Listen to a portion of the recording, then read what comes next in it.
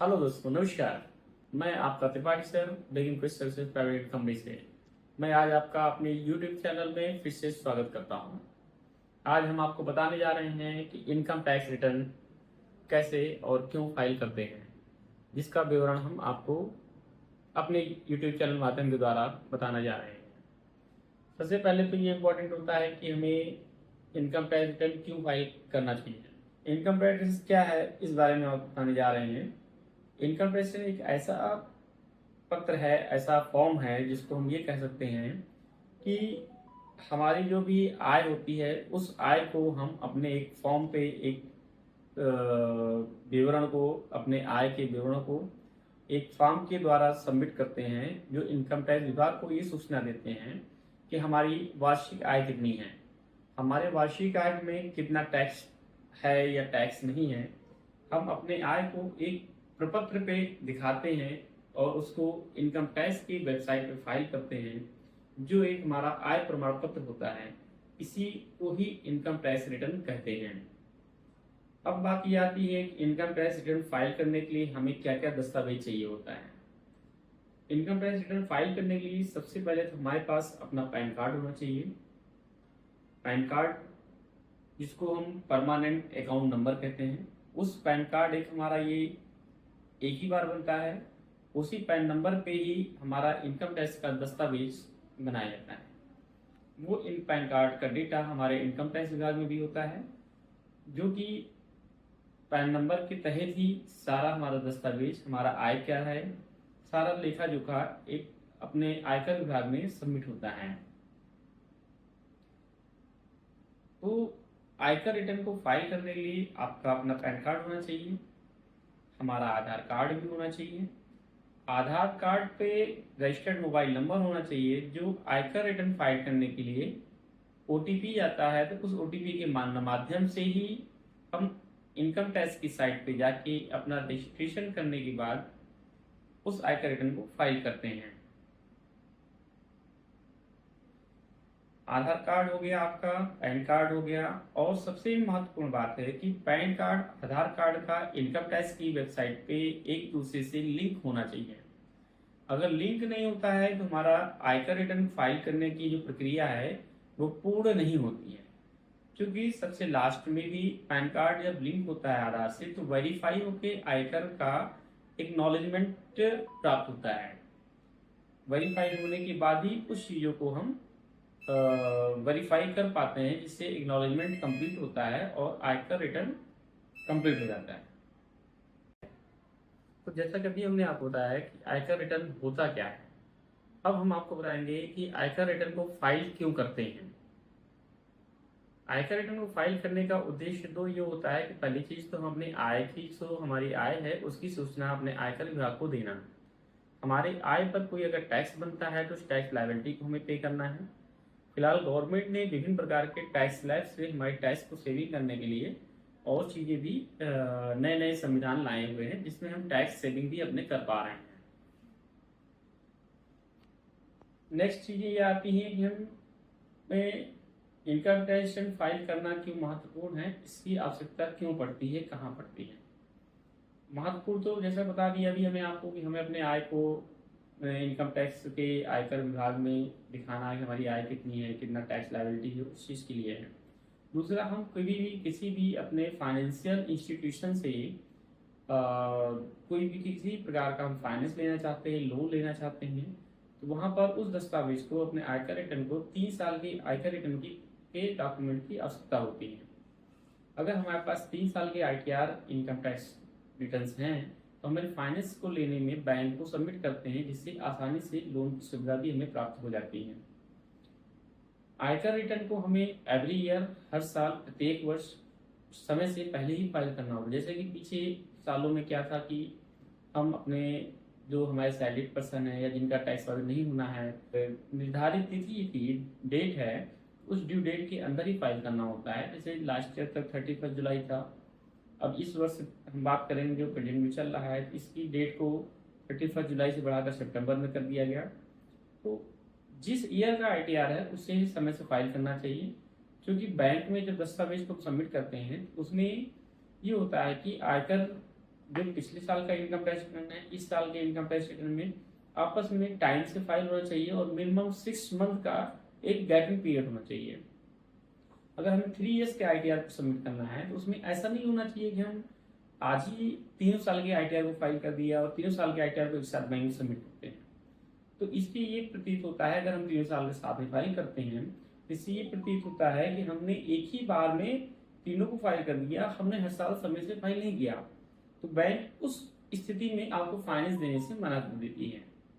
हमें फाइनेंस लेना है, वैसे भी संविधान है, इनकम टैक्स का नियम है कि हम प्रत्येक वर्ष की आय को एक निर्धारित तिथि के अंदर ही उस आयकर रिटर्न को फाइल करते हैं। निर्धारित तिथि है, अगर उसके बाद हम फाइल करते हैं तो सरकार के द्वारा उस पर कितना विलम्ब शुल्क लगेगा। विलम्ब शुल्क निर्धारित करने की सीमा होती है कि एक दायरा होता है कि हम इतने तक का आईटीआर अगर फाइल करते हैं तो उस पर 1000 की पेनाल्टी लगती है, विलम्ब शुल्क लगता है। उसके आगे हम 5000 की पेनाल्टी पे आते हैं, उसके आगे हम 10,000 की पेनाल्टी पे आते हैं। जिस दायरे में होता है, जिस तिथि पे होता है, हर चीज़ का एक इनकम टैक्स के द्वारा एक नियम जारी किया गया है।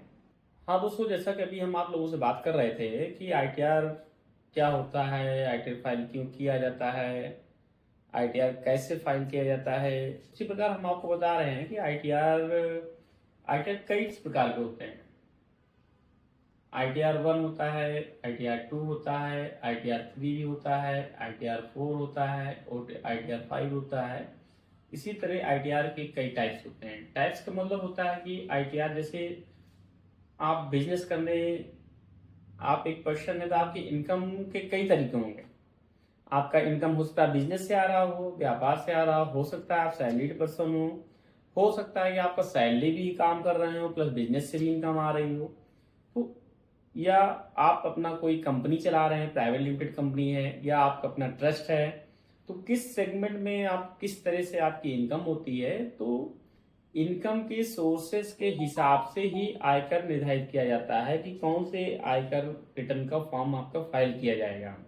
नेक्स्ट होता है इसमें, जैसे कि आप कहीं जॉब कर रहे हैं या आपको किसी प्रकार का कोई पेमेंट आता है तो आप बिल्कुल डर जाते हैं कि अरे मेरे तो इतना इनकम हुआ, मेरा टीडीएस कट गया। आपका टीडीएस 2% कट गया, 10% कट गया, जो भी आपकी आय से होती है, तो आप डर जाते हैं मेरा तो पैसा चला गया, पैसा रिफंड कैसे होगा। तो जो आपका पैसा कट जाता है, टीडीएस कटता है, उसमें डरने की कोई ऐसी बात नहीं होती है। जो भी आपका टीडीएस कटा हुआ है उस टीडीएस को जब हम वो फाइनेंशियल ईयर क्लोज होता है 31 मार्च आता है, तो उसके बाद जैसे आपकी इनकम होती है उस हिसाब से उस आईटीआर के फॉर्म को आने वाले ड्यू डेट अंतिम तिथि से पहले फाइल करते हैं। जो आपका टीडीएस कटा होता है वो टीडीएस अमाउंट को हम आपके आयकर रिटर्न में फाइल करके उसको हम आपको वापस दिला देते हैं। तो टीडीएस जब भी कटता है तो आपको उसको किसी प्रकार से डरने की कोई जरूरत नहीं होती, क्योंकि आपके इनकम पे के अनुसार ही टीडीएस आपका कटता है। तो वो टीडीएस आपको बाद में आईटीआर फाइल करने के बाद हम आपको वापस दिला देते हैं। और दूसरी चीजें हो, जैसे कि हम लोग पहले आईटीआर फाइल करते हैं, आज कुछ साल या 2 साल पहले हम बात करें तो कुछ स्लैब रेट अलग होता है। उसके बाद गवर्नमेंट ने कहा कि आप 7 लाख तक आईटीआर फाइल की कोई टैक्स मत जमा करिए। फिर गवर्नमेंट ने अभी नया चेंज लाया कि आप 12 लाख तक फाइल करिए, आप टैक्स सेव कर सकते हैं। जो भी नियम्स, जो भी टैक्स स्लैब्स कैसे क्या है, इस चीज़ों को हम आपको नेक्स्ट आने वाले वीडियो में अपने यूट्यूब के माध्यम से हम आपको विस्तृत जानकारी उसमें देंगे। अब जैसे कि आईटीआर फाइल करने के लिए आप ये सोचते हैं मुझे चार्टर्ड अकाउंटेंट के पास जाना चाहिए, अपने टैक्स कंसल्टेंट के पास जाना चाहिए, लेकिन अभी क्या है डिजिटल चीज़ें अब काफ़ी हो गई हैं, जो कि सॉफ्टवेयर के माध्यम से आप या आयकर के आप वेबसाइट पे जाइए, सिंपल सी बात है, उसमें आप अपना पैन कार्ड अपने पास रखिए, आधार कार्ड रखिए, मोबाइल में जो नंबर आधार कार्ड पे से मोबाइल रखिए, अपना बैंक का डिटेल रखिए, आपकी इनकम जहाँ से आती है उसका विवरण रखिए, बिजनेस से होता है या फॉर्म 16 सैलरी से आता है, तो आयकर साइट पे आप जाइए, अपना वहाँ पर अपना रजिस्ट्रेशन करिए, अपने इनकम के अनुसार अपने फॉर्म को, आईटीआर के फॉर्म को सिलेक्ट करिए। अपने पहले तो अपना लॉगिन आईडी पासवर्ड बनाइए, रजिस्टर पंजीकरण करिए, उसके बाद अपना फॉर्म सिलेक्ट करिए। जो इनकम आपकी उस फॉर्म में सेगमेंट होते हैं, एक कॉलम्स होते हैं, उसमें आय को अपने भरिए, उसके बाद उस फॉर्म को आप सबमिट कर सकते हैं। तो अब आयकर रिटर्न हुआ बहुत ही आसान, आप अपने ही हाथों से अपने आयकर रिटर्न को फाइल कर सकते हैं। अगर आपको लगता है कि चीज़ें हम नहीं कर पा रहे हैं तो आप अपने टैक्स कंसल्टेंट, अपने चार्टेड अकाउंटेंट जो भी है आप उनसे अपना डिस्कस भी कर सकते हैं। फिलहाल सारी जानकारी आपको आयकर के वेबसाइट पे प्राप्त हो जाएंगी, जिसके माध्यम से आप अपना आयकर रिटर्न खुद भी फाइल कर सकते हैं। जैसा कि दोस्तों हम लोग डिस्कस कर रहे थे कि आयकर रिटर्न फाइल करना आसान होता है। उसमें जैसे हम अपना आयकर रिटर्न फाइल करने जाते हैं तो उसके लिए कुछ विशेष बातों को ध्यान देना होता है। जैसे पंजीकरण करते समय हमारे पास जो भी हमें उसमें अपना डेटा को फिल करना है उससे संबंधित दस्तावेज आपके सामने होना चाहिए। आप जो डेटा फिल करेंगे वही एक्नॉलेजमेंट जनरेट होगा। आप पैन कार्ड रखते हैं, आधार कार्ड अपने पास रखिए, बैंक डिटेल, तीनों चीज़ें बहुत महत्वपूर्ण हैं। क्योंकि PAN number, date of birth mismatch हुआ तो आधार पैन लिंक नहीं दिखेगा, और बैंक डिटेल अगर सही नहीं डालेंगे तो हमारा टीडीएस जो कटता है, जो उस पर रिफंड होना है, वो फिर गलत खाते में चला जाता है। तो पंजीकरण करते समय हम अपने दस्तावेज को अपने पास रखेंगे, जिसमें पैन कार्ड अपना हो, आधार कार्ड हो, बैंक डिटेल हो, मेल आईडी हो। जो मेल आईडी हम ऑलवेज यूज़ करते हैं उसी मेल आईडी को हमें चाहिए होता है। मेल आईडी हम जो डालेंगे हमारा इनकम टैक्स से कम्युनिकेशन उसी मेल आईडी पे होता रहता है। तो महत्वपूर्ण बात ये हुई कि हमारा पंजीकरण करते समय अपने दस्तावेज हमारे पास होने चाहिए। और जैसे मान लीजिए हम कोई डिडक्शन डालते हैं तो उसके मूल प्रति उसकी प्रमाणित चीज़ें हों। मान लीजिए अगर हमने ये डाला कि हमारा होम लोन का इंटरेस्ट ये है, हमारा प्रिंसिपल ये करा, तो इंटरेस्ट सर्टिफिकेट्स भी आपके होने चाहिए बैंक के।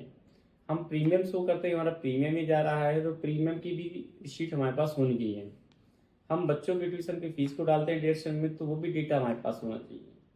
अगर हम कैपिटल गेन में शेयर कैपिटल चीज़ों को ले जा रहे हैं या प्रॉपर्टी की चीज़ों को ले जा रहे हैं तो वो उससे संबंधित दस्तावेज मेरे पास होना चाहिए।